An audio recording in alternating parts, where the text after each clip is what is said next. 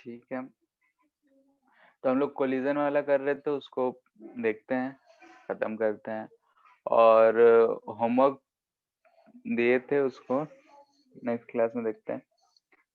ठीक है, तो अभी जो कोलिजन का चल रहा था वही कंटिन्यू कर रहे हैं। तो हम लोग कोलिजन में फाइंड करे थे कि अगर दो बॉल आपस में टकराते हैं, ठीक है, तो ई यूज करे थे हम लोग इसेंट्रिसिटी के लिए, तो कोएफिशिएंट ऑफ इसेंट्रिसिटी बोल रहे थे। तो अगर हम लोग ई यहाँ पे यूज कर रहे हैं तो v1 equal to m1 minus e by m2 by m1 plus m2 u1 vector form में ही रखना है डायरेक्शन के साथ।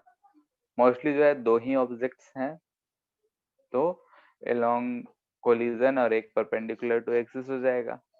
ठीक है, तो परपेंडिकुलर वाले में तो ज्यादा कुछ वेरिएशन आने वाला है नहीं। ये जो भी चीज है ये नॉर्मल के अलोंग है, टुवर्ड्स नॉर्मल कह सकते हैं, यानी कि कोलाइडिंग जो कॉमन नॉर्मल था उसके अलोंग का है वेलोसिटी। ठीक है, यानी कि लाइन ऑफ इम्पैक्ट के अलोंग का था। तो हम लोग को ये दो ऑब्जेक्ट अगर u1 और u2 स्पीड से मूव कर रहे हैं और कोलाइड कर रहे हैं तो उसके लिए हमारा v1 v2 है। v1 v2 वेक्टर फॉर्म में, तो हम वेक्टर साइन नहीं लगा रहे हैं, लेकिन साइन के साथ ही पुट करना होगा। अब इसमें हम लोग डिफरेंट केसेस डिस्कस कर रहे थे कि e का वैल्यू अगर 1 हो, 0 हो या फिर 1 to 0 के बीच में हो तो क्या होगा। तो on the basis of e हम लोगों ने डिफाइन करा था कि e का वैल्यू अगर 1 होगा तो हम लोग बोलेंगे कोई इलास्टिक कोलिजन है। अगर 0 है तो परफेक्टली इनइलास्टिक, यानी कि दोनों पार्टिकल्स आपस में स्टिक कर जाएंगे। और 0 और 1 के बीच में रहता है तो बोलेंगे कि इनइलास्टिक है। ठीक है, तो उसके बेसिस पे हम लोग केस 1 डिस्कस करे थे कि अगर e इक्वल टू 0 होगा तो क्या होगा। केस 2 की बात कर रहे हैं, यानी कि e इक्वल टू 1। e 1 हो इसका मतलब कैसा कोलिजन, इलास्टिक, यानी कि कोलिजन हमारा इलास्टिक होना चाहिए। उसके लिए हमारा क्या क्या केसेस होंगे उस चीज को हम लोग डिस्कस करेंगे। तो इसमें हम ए पार्ट डिस्कस कर रहे हैं,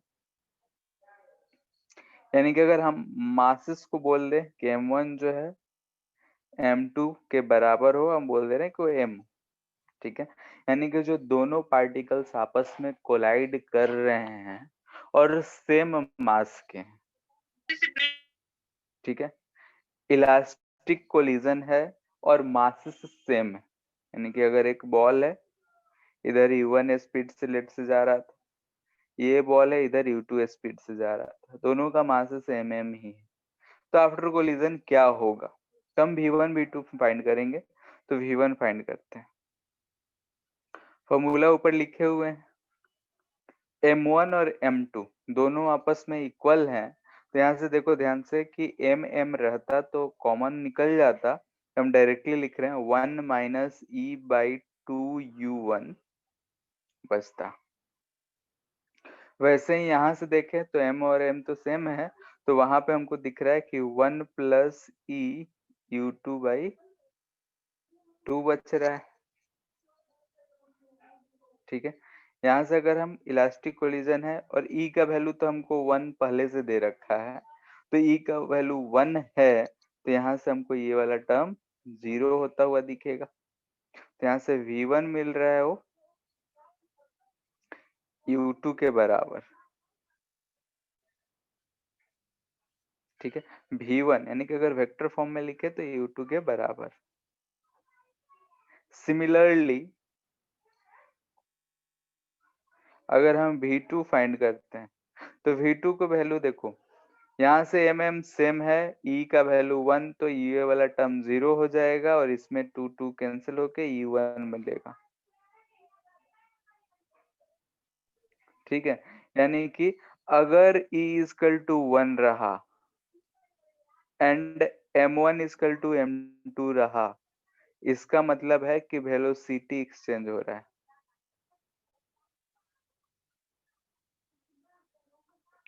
ठीक है, वेलोसिटीज जो है एक्सचेंज हो जा रहा है। एक्सचेंज कहने का मतलब ये हुआ कि जिस स्पीड से ए जा रहा था उससे अब बी जा रहा होगा। यानी कि आफ्टर कोलिजन अगर हम देखेंगे, इसको अगर 1 बोल रहे हैं, इसको 2 बोल रहे हैं, तो 1 जो है m मास का वो इधर u2 से जाता हुआ दिखेगा और 2 जो है इधर u1 से जाता हुआ दिखेगा। ठीक है, अगर ये चीज को हम ध्यान रखेंगे तो हमको कैलकुलेशन करने का जरूरत नहीं पड़ेगा। यानी कि अगर हमसे बोला जाए कि दो पार्टिकल्स आपस में टकरा रहे हैं, सेम मास का इलास्टिक कोलिजन है, तो क्या होगा? तो दोनों का जो आपस में वेलोसिटीज हैं वो एक्सचेंज हो जाएंगे। ठीक है, यानी कि आफ्टर कोलिजन वेलोसिटीज जो है एक्सचेंज हो जाएगा। ये आफ्टर कोलिजन की ही बात हो रहा है, अगर कोलाइड ही नहीं किया तो फिर ये सर कैसे? एक रेस्ट पे रहेगा तो सर उसमें जो फर्स्ट जो मास है सर हाँ उसका अगर मास सर अगर कोलाइड करता है तो सर वो जो फर्स्ट मास है सर वो रेस्ट पे आ जाएगा और सेकंड मास मूव करने लगेगा। हाँ, जैसे कि मान लेते ये भी एम है, ये भी एम है, ये इधर जा रहा है 3 मीटर पर सेकंड से, ये अभी रेस्ट पे है। ठीक है, तो आफ्टर कोलिजन क्या होगा कि ये जो ए है, ये बी है, ए जो है ये आ जाएगा रेस्ट पे, एंड बी जो है वो जाने लगेगा, जिस भी डायरेक्शन में स्पीड रहेगा, जितना भी स्पीड रहेगा उतना ही स्पीड से उसी डायरेक्शन में जाना शुरू कर देगा। यानी कि वेलोसिटीज जो है बस एक्सचेंज हो जा रहे हैं, डायरेक्शन u1 जिस डायरेक्शन में था उसी डायरेक्शन में v2 का है, वेक्टर फॉर्म में है, ये बात ध्यान रखना है। क्लियर है? अगर यही है इधर जा रहा होता 2 मीटर पर सेकंड से, लेट से कैसा होता? सेकंड, ये ए है, ये बी है, ये इधर 3 मीटर पर सेकंड से सेम मासेस है, इधर 2 मीटर पर सेकंड से। इस केस में क्या होता? आफ्टर टक्कर जो बी है वो इधर 3 मीटर पर सेकंड से और ये इधर ही जाता है 2 मीटर पर सेकंड से। यानी कि वेलोसिटी एक्सचेंज हो रहा है, डायरेक्शन सेम रहेगा। ये बात क्लियर है? किसी को इसमें दिक्कत है तो बोलो। सर अगर मास डिफरेंट होगा तो अभी तो इसीलिए तो हम मास पहले सेम देख रहे हैं, डिफरेंट होगा तो देखेंगे। क्लियर है ये? यानी कि पहला E इक्वल टू 1, उसमें मासेस अगर सेम है तो उस केस के लिए हम लोगों ने डिस्कस करा। हम नेक्स्ट बी देखते हैं। बी ये है कि अगर एक मास कोई भी, हम लेट से m1 को ही मान रहे हैं, much much greater then m2 रहा। ठीक है, सेकेंड केस हम क्या डिस्कस कर रहे हैं कि m1 कोई भी एक मास बहुत ज्यादा है, जैसे कि एक ट्रक जा रहा है, एक आदमी से टकरा गया, तो ट्रक का मास जो है आदमी के कंपैरिजन में बहुत ज्यादा है। कार जा रहा था, फुटबॉल से टकरा गया, तो कार का मास फुटबॉल के कंपैरिजन में बहुत ज्यादा है। ठीक है, ऐसा अगर केसेस रहा, हम जा रहे थे और चींटी से टकरा गए, ऐसे अगर केसेस होते हैं, इलास्टिक कोलिजन होना चाहिए। ये हम जानते हैं कि जो भी कोलिजन का हम एग्जांपल दिए वो परफेक्टली इलास्टिक तो नहीं है, लेकिन फिर भी अगर कोई इलास्टिक कोलिजन है और उसमें बोल रहा है कि एक मास जो है much much greater than second mass, ई तो 1 है, ये केस तो चल ही रहा है, और उसमें मास एक का बहुत ज्यादा है, तो इस केस में क्या होगा? तो हम देख रहे हैं कि v1 अगर लिखे थे तो लिखे minus e M two u1 by m1 plus m2 plus 1 plus e m2 u2 by m1 plus m2, yes sir. यही था। अब इसमें भी ई का वैल्यू तो 1 है, ई का वैल्यू कितना है? 1 है, और m1 मास जो है वो ग्रेटर है, तो हम यहाँ से कॉमन निकाल ले रहे हैं। तो m1 अगर हम कॉमन निकालेंगे तो ये क्या आएगा? 1 माइनस m2 बाई m1, ई का वैल्यू 1 है इसलिए हम 1 कर दे रहे हैं, नीचे भी m1 अगर हम कॉमन ले लिए तो 1 प्लस m2 बाई, इधर भी वैसे ही करेंगे, ये तो 2 हो जाएगा, ये m2 u2 by m1 1 plus m2 by, ऐसा ही आ रहा है। ठीक है, अब यहाँ से ध्यान से देखो, ये बहुत ज्यादा है, तो m2 बाई m1 को हम लोग अप्रोक्सीमेटली क्या लिख सकते हैं? बोलो।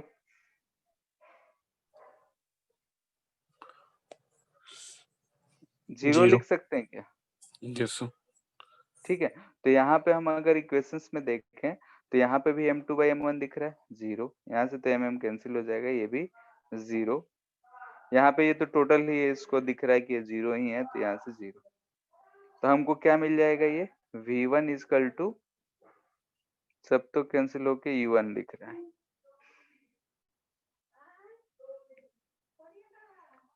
यानी कि m1 हम ज्यादा माने हैं, यानी कि जो जिसका मास ज्यादा था उसके वेलोसिटी में नो चेंज, यानी कि m1 has no change in velocity.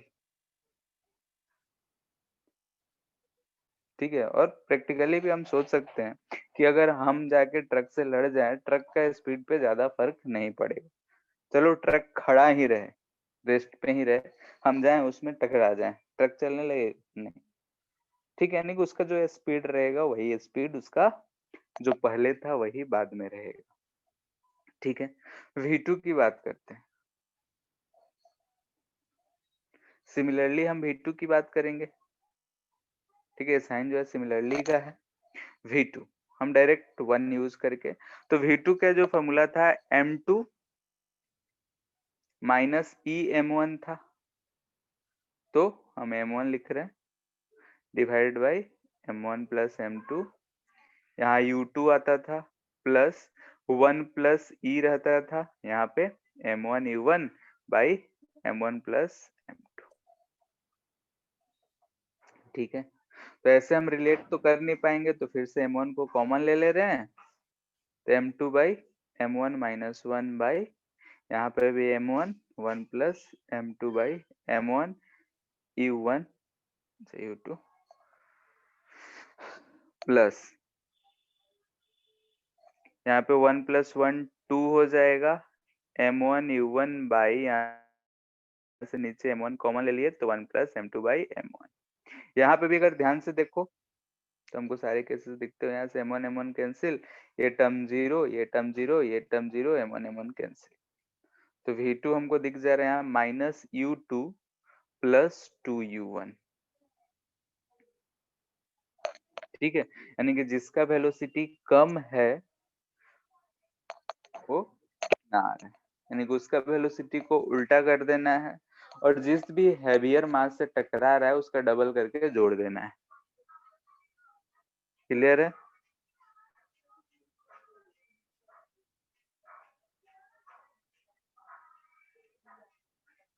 जैसे एग्जांपल करते हैं,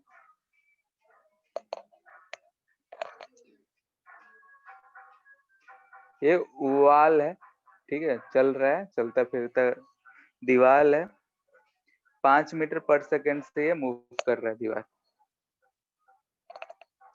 ठीक है, यहाँ पे कोई एक स्मॉल मास है m मान लेते हैं, कुछ भी है, ये इधर जा रहा है 2 मीटर पर सेकंड से, तो टक्कर होगा उसके बाद का क्या कहानी होगा, आफ्टर कोलिजन। ठीक है, आफ्टर कोलिजन की बात कर रहे हैं, तो ये वाल जो है, ये वाल इधर 5 मीटर पर सेकंड से ही चलता रहेगा, यानी कि अगर हम ऊपर वाली कहानी को अच्छे से समझ चुके हैं तो जो हैवियर मास है उसका वेलोसिटी पे कोई चेंज नहीं आएगा, यानी कि जो है 5 मीटर पर सेकंड से चलता ही रहेगा। ठीक है, अब ये स्मॉल मास की हम बात कर रहे हैं, तो स्मॉल मास की बात क्या है, इसका डबल हो जाएगा, यानी कि जिधर भी डायरेक्शन है, तो इधर हम क्या लिखेंगे, v2 को 2 इंटू 5, फिर इसका माइनस, माइनस है यानी कि लेफ्ट साइड जा रहा है तो माइनस है, उसमें भी हम माइनस लगा दे रहे हैं, तो ये प्लस हो जाएगा, यानी कि डायरेक्शन चेंज करना होता है वेक्टर में, यानी कि इधर जा रहा होगा 12 मीटर पर सेकंड। क्लियर है ये? बोलो। Yes sir. ठीक है, यानी कि अगर एक ऑब्जेक्ट हैवी है, हैवियर ऑब्जेक्ट के वेलोसिटी पे कोई इफेक्ट नहीं पड़ेगा, जो लाइटर ऑब्जेक्ट है उसका वेलोसिटी का डायरेक्शन चेंज हो जाएगा, और हैवियर ब्लॉक का डबल टाइम्स उसमें ऐड हो जाएगा, बस इस चीज को ध्यान में रखना है। जैसे एक और एग्जांपल लेते हैं, ये ग्राउंड है, इस पे 10 मीटर पर सेकेंड से कोई बॉल टकराता है, तो आफ्टर कोलिजन ये कितने स्पीड से जाएगा? सर 20।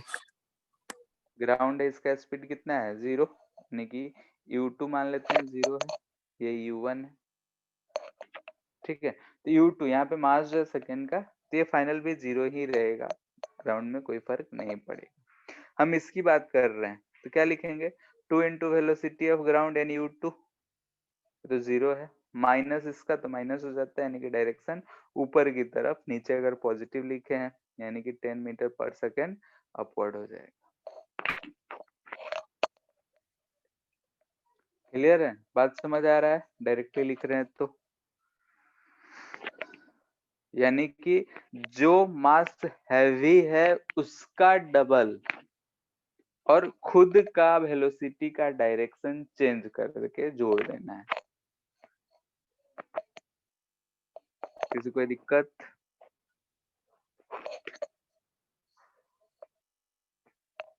बोलो।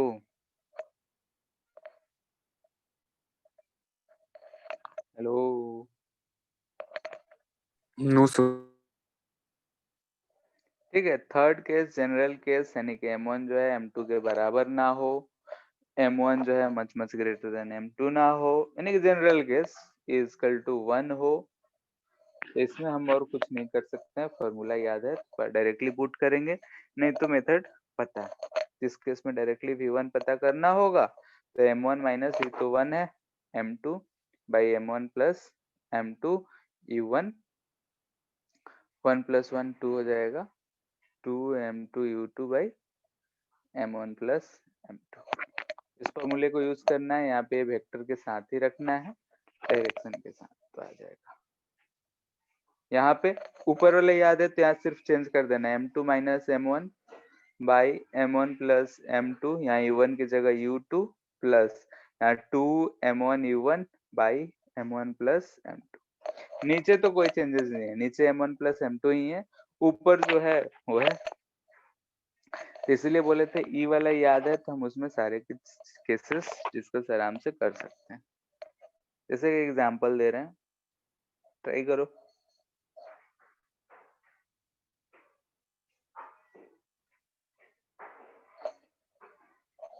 ये 2 kg का है, ये 4 kg है, इधर जा रहा है 5 मीटर पर सेकंड से, ये जा रहा है रेस्ट पे। v1 v2 फाइंड करो।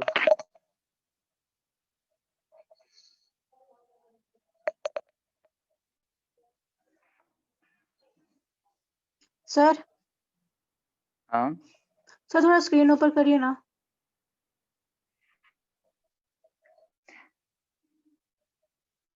ये नया फॉर्मूला नहीं है हम लोग का, जो तो ये रेस्ट पहले पे डिराइव करे थे हम लोग। हाँ, यहाँ पे ई हुआ करता था, ई अब 1 हो गया है बस। यस सर, हो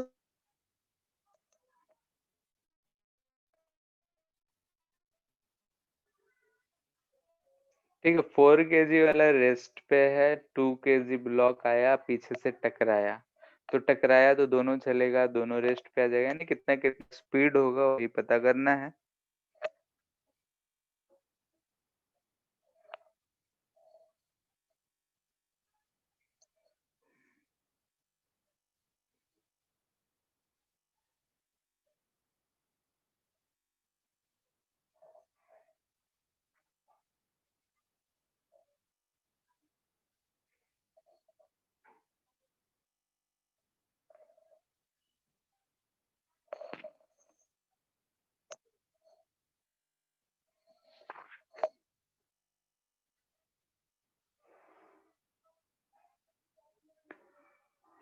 आ गया।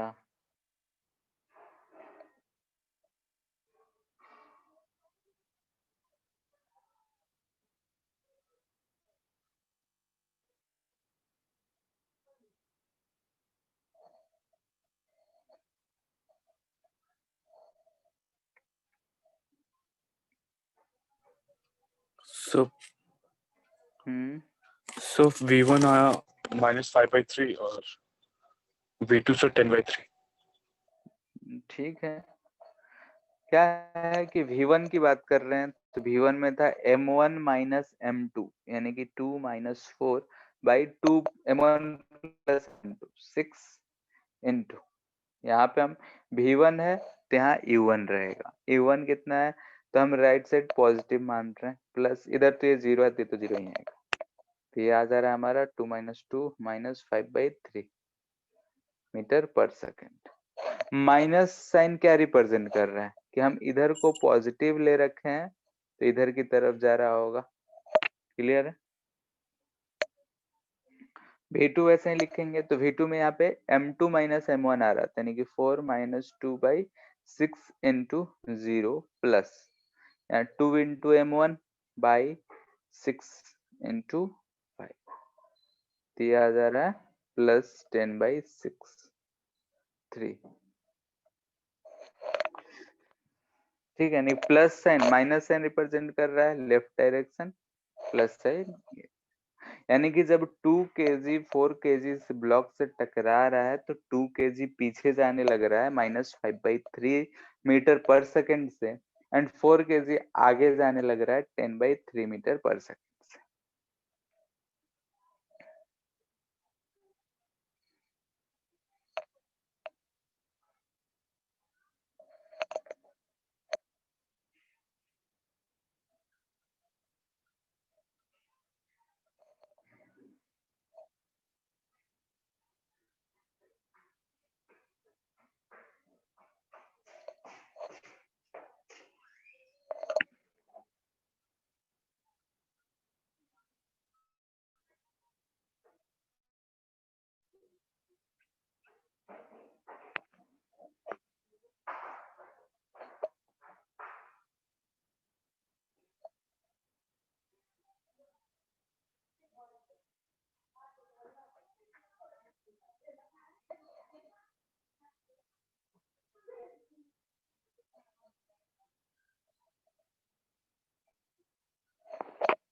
ठीक है, ऐसे तीन जो है सरफेस पे बॉल रखे हुए हैं, तीनों का मास सेम है। ए को हम यू स्पीड दे दिए, अब बोल रहा है कि जितने भी आपस में कोलाइड कर ले, उसके बाद सबका स्पीड क्या होगा ये पता करके बताना है।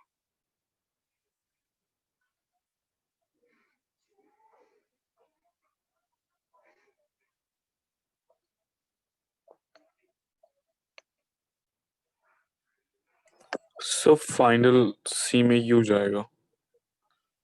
बी, सो C में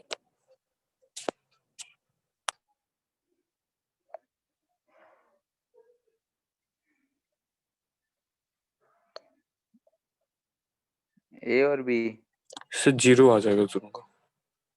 दोनों 0 हो जाएगा। ठीक है, जैसे यहाँ पे अगर हम देख रहे हैं ए और बी से जब टकराएगा, ए है ये बी है, तो ए तो ये 0 हो जाएगा इसका स्पीड, और ये इतना ही यू स्पीड से चलने लगेगा।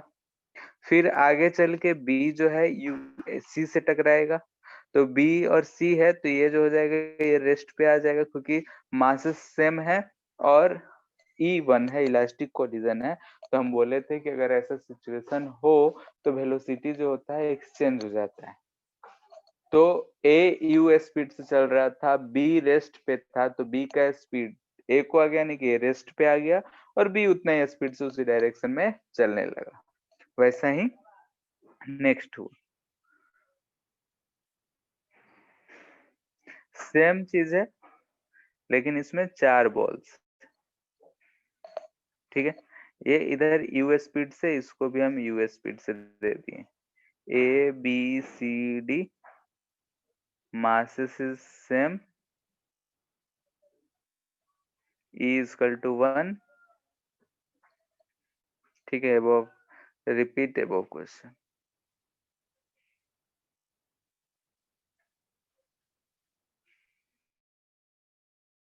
ठीक,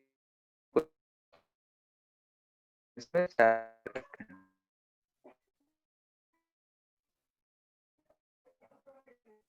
सर ए और बी उल्टा उल्टा यू यू चल जाएगा।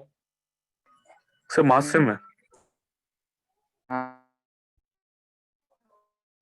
क्या बोले, ए और बी उल्टा उल्टा यू जाएगा। सो डायरेक्शन चेंज हो जाएगा और बीसी से रेस्ट भी रहेगा।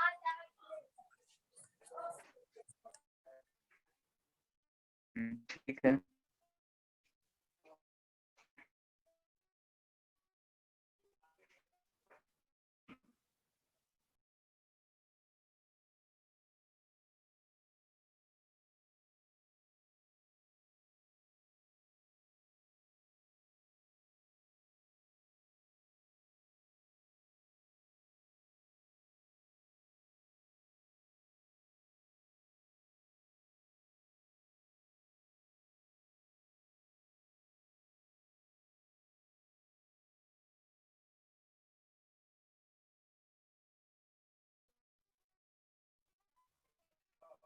हेलो, यस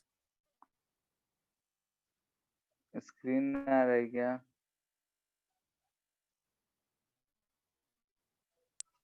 स्क्रीन नहीं दिख रहा।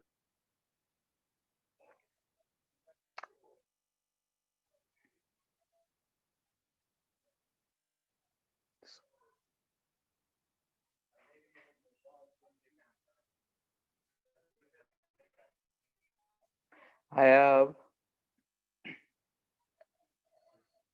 यस सर आ गया।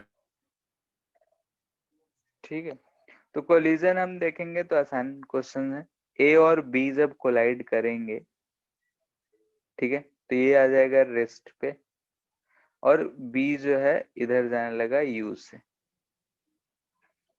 ठीक है, इधर तभी सी और डी भी कोलाइड किया होगा, तो सी इधर आ जाएगा यू से, ये आ जाएगा रेस्ट।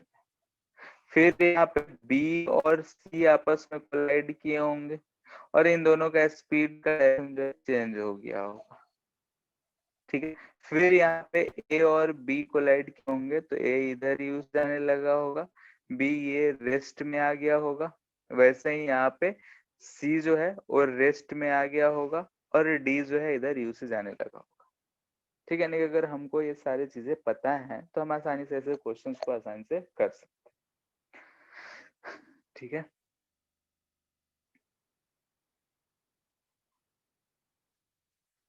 ठीक है, अब नेक्स्ट देखते हैं केस 3, यानी कि ई जो हो वो 1 और 0 के बीच में हो। ठीक है, यानी कि इन इलास्टिक कोलिजन का केस है। ठीक है, ई जो है 0 और 1 के बीच में है, यानी कि इन इलास्टिक कोलिजन। ठीक है, कोलिजन जो है हमारा कैसा है, इन इलास्टिक। इसमें भी हम लोग एक एक करके सारे केसेस डिस्कस करेंगे। तो पहला वही कर रहे हैं कि m1 = m2 हो और m के बराबर। ऐसा है तो हमारा क्या होगा, तो इस केस में हम e को एलिमिनेट नहीं कर सकते हैं, तो v1 क्या लिखेंगे, हमारा था m1 माइनस ई m2, तो यहाँ पे e m ही लिख रहा है। नीचे था हमारा m1 plus m2 u1 plus यहाँ पे 1 plus e m2 u2 divided by 1 plus m2। क्योंकि सारा m है तो इसलिए हम m लिख रहे हैं।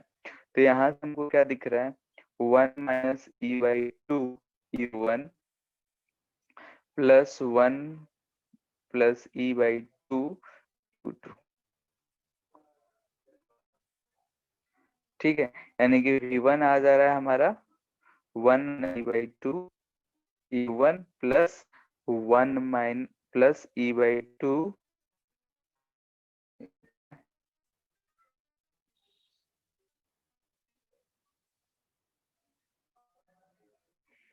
ठीक है, ई अगर इलास्टिक होता 1 पुट करते तो ऊपर वाला ही केस मिल जाता, यू v1 = u2 मिल जाता हमको, यानी सिमिलरली हम v2 लिख सकते हैं, तो हम डायरेक्ट लिख रहे हैं v2 में भी क्या आता बताओ, यहाँ पे हो जाता है 1 minus e by 2 u2 plus 1 plus e by 2 u1। ठीक है, वेलोसिटी का जो पोजीशन था वो सिर्फ चेंज हो जा रहा है। जहाँ पे U1 है वहाँ U2, जहाँ पे U2 है वहाँ पे U1। क्लियर है ये? यानी हम लोग यस फॉर्मूले से ही खेल रहे हैं और कुछ तो काम कर नहीं रहे, तो इसमें समझने वाली बात तो ज्यादा है नहीं। जैसे एग्जांपल छोटा सा करते चलते हैं। इसका भी मास सेम ही है, इसका भी मास एम ही है, इसका स्पीड 2 मीटर पर सेकेंड है। ई जो बोल दे रहे हैं 1/3 है, तो V1 V2 कितना होगा?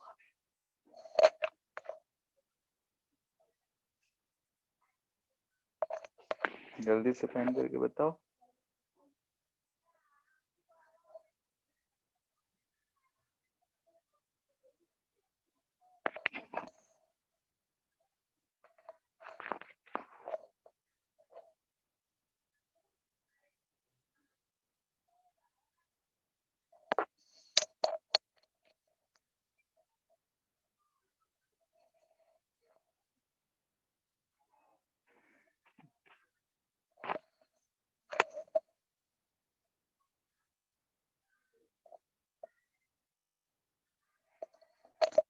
हो गया?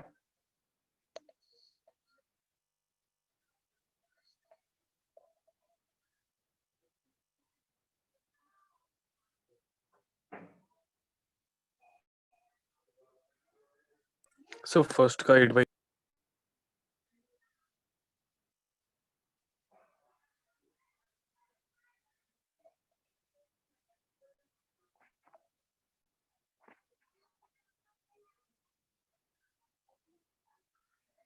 3 minus 1 2 4/3 और यहाँ पे 3 1 4/3 8/3 मीटर पर सेकंड आ रहा है। से सेकंड में 10/3। सेकंड का 10/3। वैसे ही फॉर्मूला पुट कर देंगे तो यहाँ पे आ रहा है 3/3 minus 1 1/3 1/3 into 2 प्लस ये हो जाएगा 314 2/3 into 4 8 2 10 10/3 मीटर पर सेकंड। दोनों पॉजिटिव ही आ रहा है, जिधर जा रहा था उधर ही चलता जाएगा। 2 मीटर पर सेकंड से जो जा रहा था 2, उसका स्पीड अब 3.33 हो गया है, यानी कि उसका स्पीड बढ़ गया है और जो पीछे था उसका स्पीड घट गया है।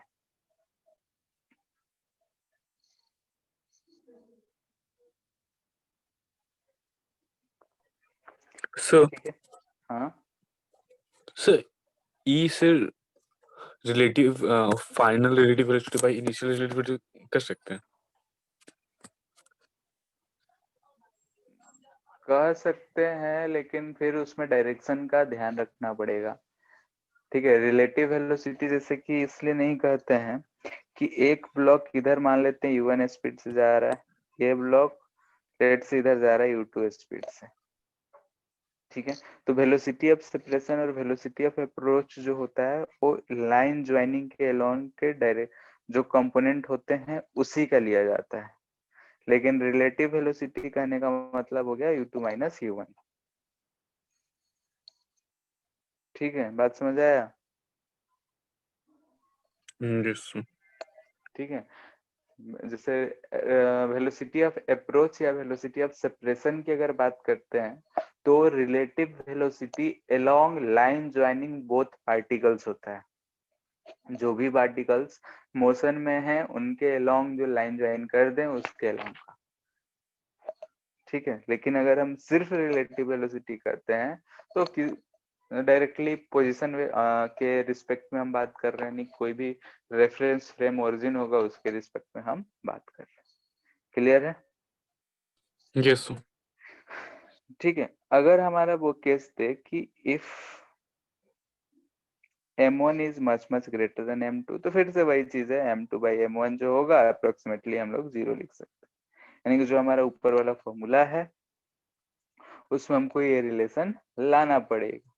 तो V1 अगर लिख रहे हैं तो हम m1 कॉमन ले ले रहे हैं, तो हम डायरेक्ट लिख रहे हैं 1 माइनस m2/m1 आएगा, U1 divided by m1 common, तो 1 प्लस m2/m1। वैसे ही यहाँ पे अगर हम लेंगे तो यहाँ पे आ जाएगा 1 plus e m2 u2 by m1 1 plus m2 by m1। ठीक है, तो ये टर्म तो हमको 0 ऐसे ही दिख रहा है। इसमें m1 m1 काट देंगे, ये दोनों टर्म 0 हो गया, तो v1 हमको दिख रहा है यहाँ से, ये भी 0 ये भी 0, यानी कि u1 v1 equal to u1। Of course ये हमको भी बात समझ में आ रहा था कि जिसका स्पीड बहुत ज्यादा, स्पीड बोल रहे हैं, जिसका मास बहुत ज्यादा है उसमें अगर छोटा है मास आके टकरा जाए तो उसके स्पीड को कुछ फर्क नहीं पड़ेगा। ठीक है, वही चीज यहाँ भी आ रहा है। सिमिलरली अगर हम v2 की बात करें तो यहाँ पे m2 बाई m1 लिखेंगे, माइनस ई लिखेंगे, यहाँ पे m1 कॉमन ले लिए, यहाँ पे भी m1 common, 1 plus m2 by m1, यहाँ पे u2 plus 1 plus E, m1 u1 divide by m1 1 plus m2 by m1। ठीक है, यहाँ से इसको हम कट कर दिए, यहाँ से इसको कट कर दिए, m2 बाई m1 जहां जहां है उसको 0 पुट कर दिए, तो यहाँ से v2 हमको मिल जा रहा है माइनस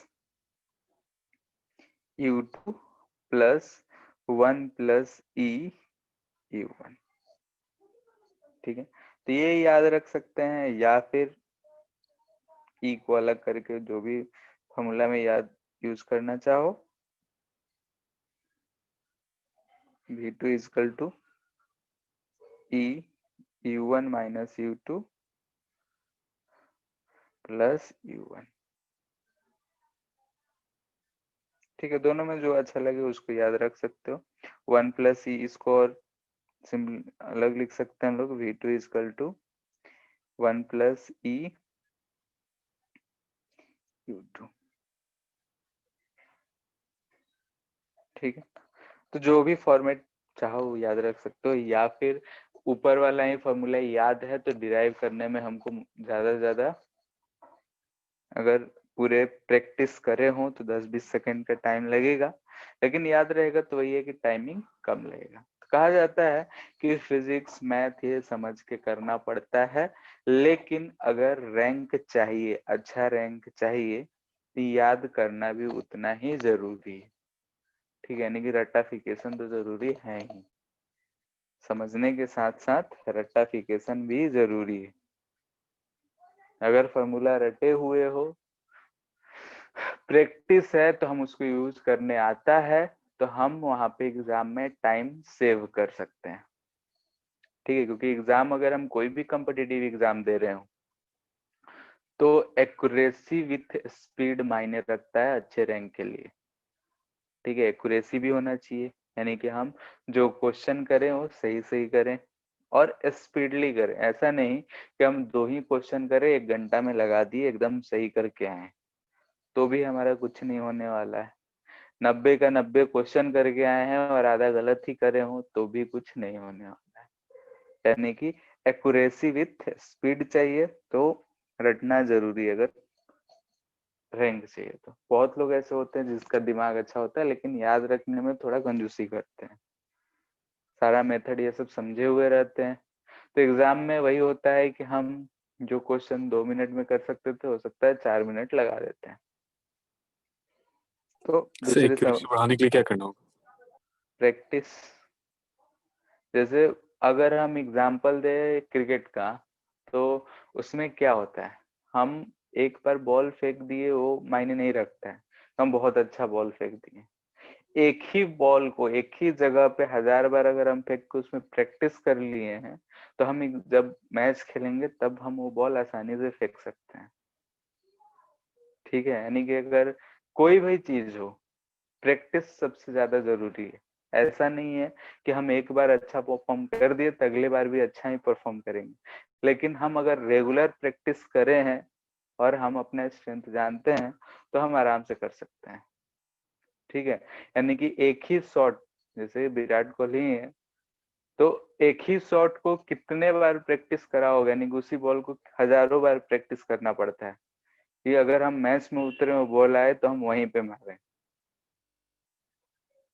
ठीक है, यानी कि ऐसा नहीं होता है कि हम लोग जैसे गली क्रिकेट खेलते हैं, कभी पहुंच गए खेल रहे हैं, वैसा वहां पे नहीं होता। प्रोफेशनली बहुत ही अलग चीज होता है। गोल मारने का भी हो फुटबॉल, तो एक ही वो जो प्लेयर होते हैं खड़ा होके मारे जाते हैं दिन दिन भर। यानी कुछ लोग प्रैक्टिस करते हैं कि हम कैसे मारे तो बॉल कहाँ से जाना चाहिए। ठीक है, वैसे ही हमारा एजुकेशन में भी है। अगर हमको एक्यूरेसी रहना है कि हाँ भाई हम इसी लाइन से जाने चाहिए, तो हमको प्रैक्टिस करना पड़ेगा, 1000 गलतियां करनी पड़ेगी। ठीक है, 100 गलती करते हैं तो हमको पता चलेगा हाँ इस रास्ते से हमको नहीं जाना है। ठीक है, तो प्रैक्टिस सबके लिए मायने रखता है अगर अच्छा करने जाते हैं। हाँ, अगर अंडरस्टैंडिंग है तो हम क्वालिफाई कर जाएंगे, नो डाउट, उसमें कोई दिक्कत नहीं है। थोड़ा बहुत भी प्रैक्टिस करे हो, अंडरस्टैंडिंग अच्छा हो, तो हम आराम से क्वालिफाई कर सकते हैं। लेकिन अच्छा रैंक के लिए प्रैक्टिस बहुत जरूरी है, और एक्यूरेसी विद स्पीड, और वो प्रैक्टिस से ही आता है। क्योंकि फॉर्मूला हर सबको याद रहता है, मोस्टली हो सकता है याद हो, एप्लीकेशन ना आए तो क्या करेंगे। ठीक है, तो इन सब चीजों पे ध्यान देना शुरू कर दो अब।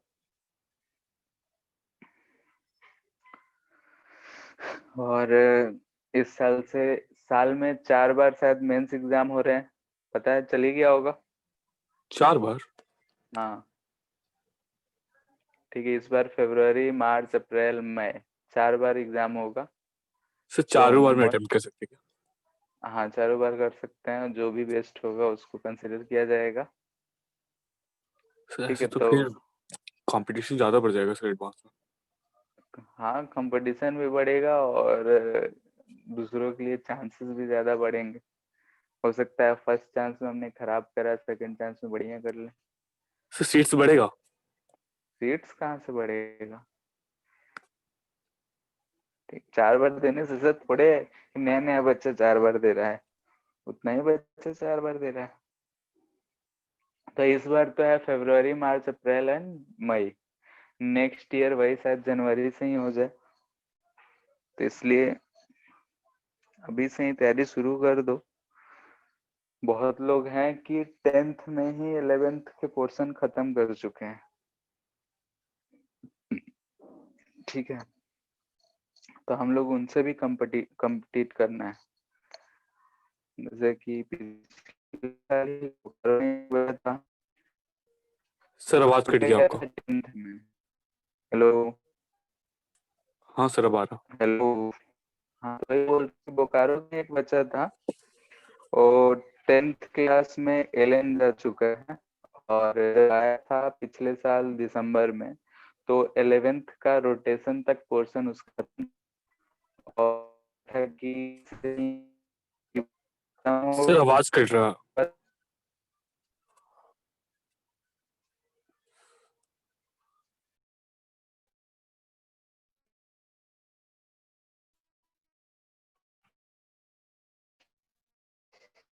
तो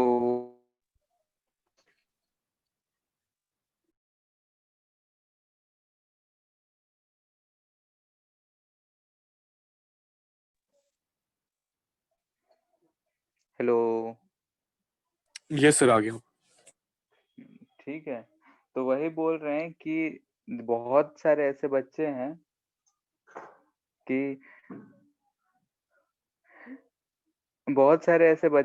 कि जो अभी 10th में ही है, वो लोग 11th 12th के पोर्शंस खत्म कर चुके हैं। बहुत सारे कोचिंगों में हम लोग पिछले साल शुरू किए थे, लेकिन लॉकडाउन के कारण थोड़ा पीछे ही हो चुका है। तो लोग भी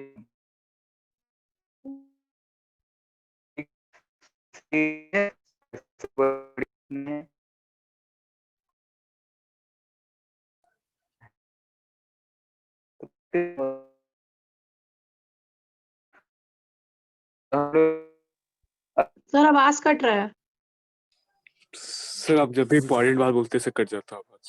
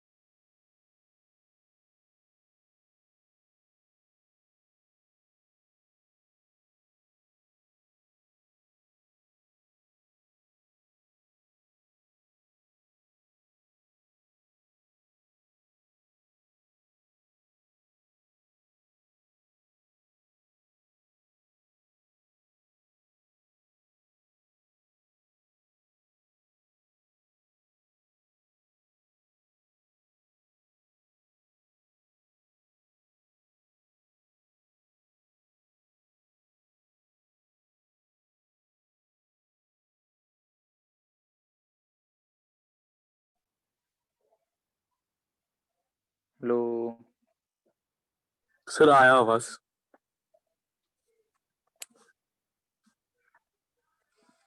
स्क्रीन आया?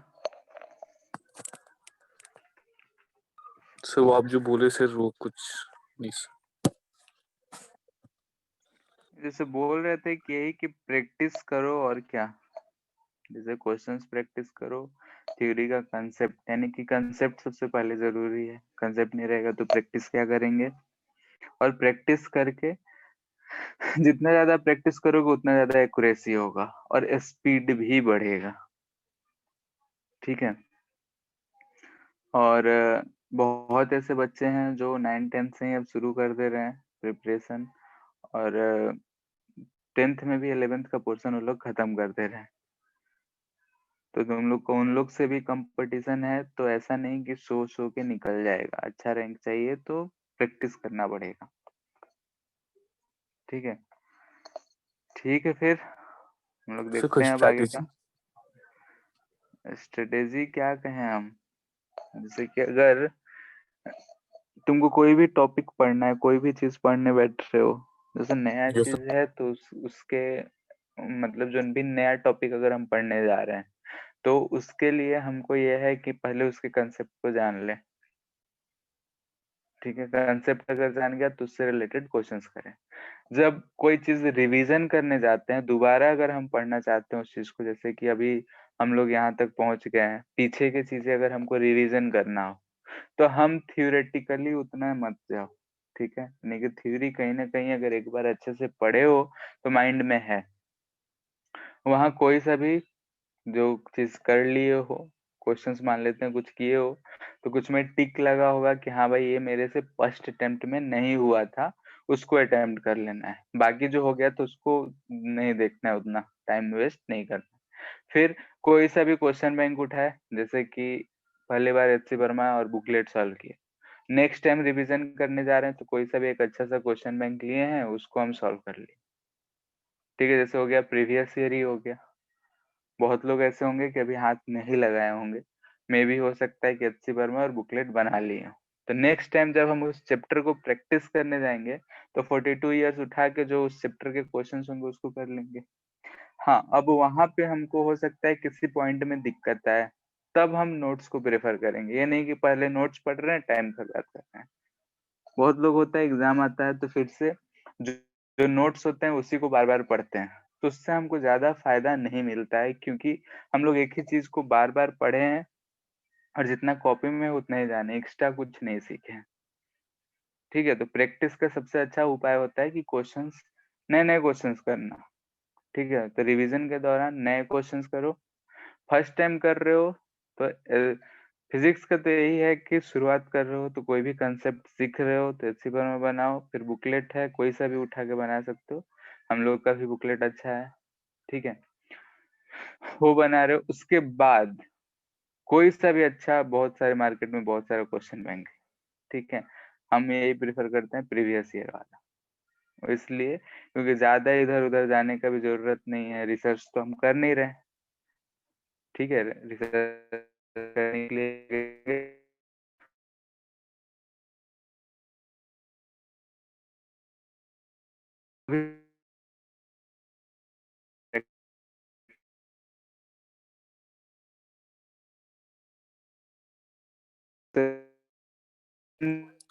सर फिर से आवाज गया।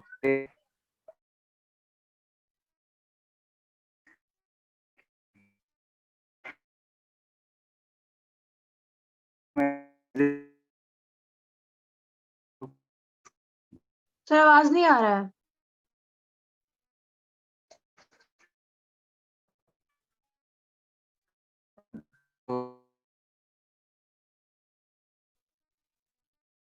सर आवाज कट रहा है।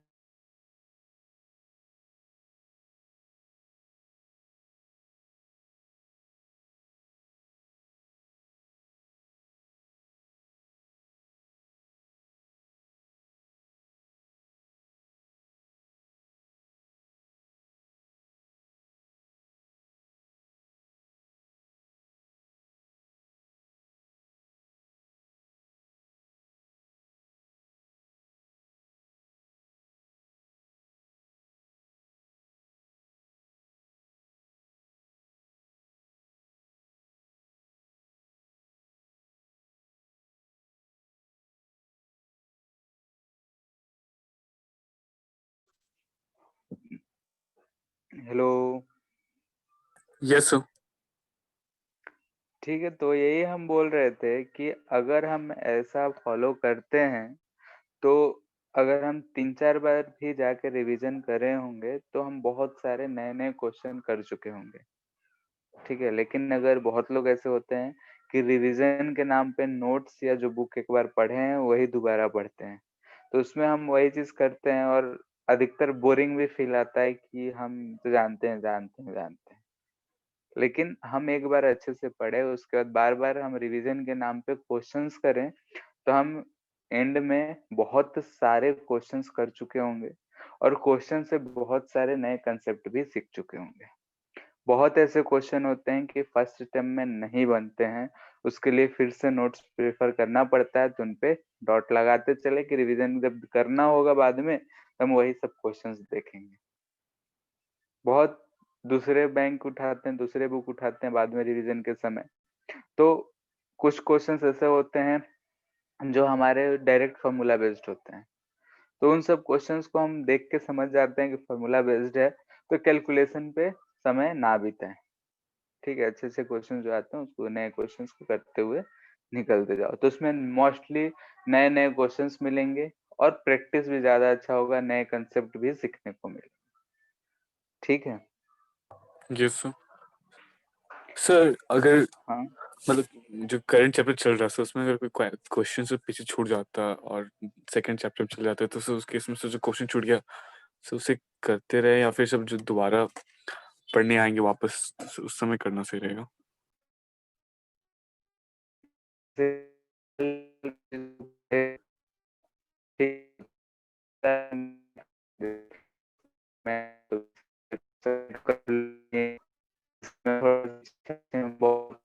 सर कट गया।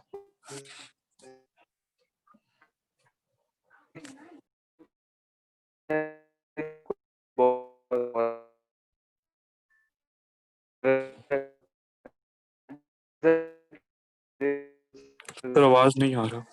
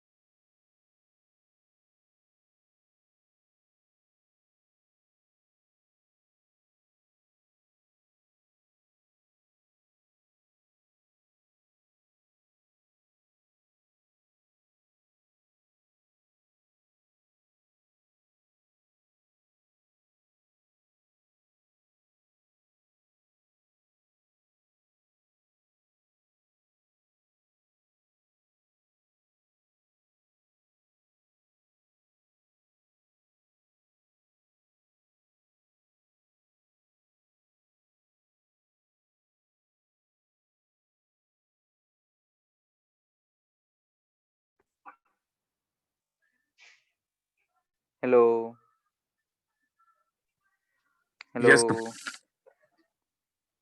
ठीक है, तो वही बोल रहे थे कि अगर हम मान लेते हैं फिजिक्स का कोई टॉपिक है, पिछला छूट रहा है, ठीक है? तो केमिस्ट्री, मैथ में अगर आगे हैं तो उनका कुछ टाइम निकाल के पीछे वाले कर लें, क्योंकि अभी हम हाल-फिलहाल में वो चीज़ पढ़े हैं और हाल-फिलहाल में अगर पढ़े हैं, तो हमको उसका कांसेप्ट थोड़ा ज़्यादा जानकारी होगी, ठीक है? और प्रैक्टिस कर लेंगे तो और बूस्ट अप हो जाएगा। लेकिन कुछ दिन छोड़ देंगे तो हमको वही करने के लिए ज़्यादा टाइम देना पड़ेगा। ठीक है, हाँ, अगर बहुत छूट चुका है तब तो दिक्कत है, लेकिन थोड़ा बहुत अगर छूटा है तो उसके लिए ये चीज़ कर लेना है। ठीक है? Hello. Yes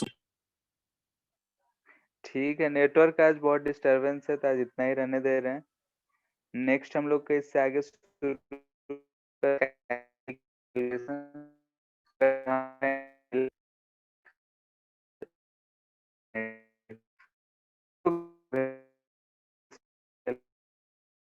minus final kinetic energy करेंगे तो वही हमारा लॉस आएगा। ठीक है, तो ये सब चीज करेंगे नेक्स्ट क्लास में, आज रहने देते हैं। ठीक है, सर आवाज कट गया। वही बोल रहे हैं कि आज एंड कर रहे हैं, आवाज बार बार कट रहा है।